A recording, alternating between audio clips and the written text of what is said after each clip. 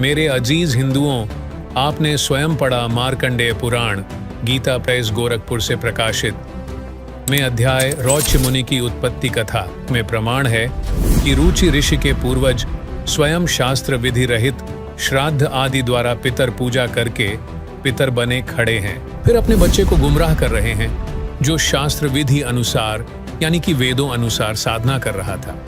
पितर यह भी स्वीकार कर रहे हैं कि वेदों में कर्म मार्ग यानी कि श्राद्ध आदि करना अविद्या अर्थात मूर्ख कार्य कहाँ है। पितर भी अपने लोक वेद के आधार से अपने बच्चे रुचि को शिक्षा दे रहे हैं कि पितर देवता व भूतों की पूजा करके पुण्यमय लोकों को प्राप्त करता है। विचार करने वाली बात है कि पितर क्यों नहीं गए उन पुण्यमय लोकों को, स्वयं शास्त्र विधि त्याग कर साधना करके भूखे मर रहे हैं। रुचि को भी पितर बनाने का प्रयत्न कर रहे हैं। स्वयं कह रहे हैं कि यदि तू श्राद्ध नहीं करेगा तो हमारा पतन हो जाएगा। भावार्थ है कि श्राद्ध करने से ही पितरों को आहार मिलता है। फिर उनके पुण्य कहाँ गए?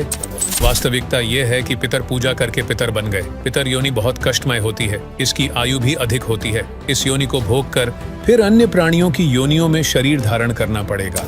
अब आपके मन में प्रश्न उठ रहा होगा कि फिर आप पूर्ण मोक्ष किसे मानते हैं?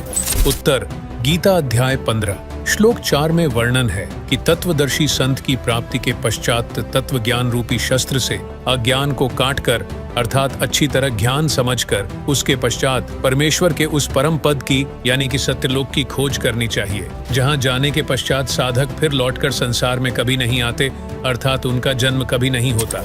जिस परमात्मा ने सर्व रचना की है केवल उसी की भक्ति पूजा करो।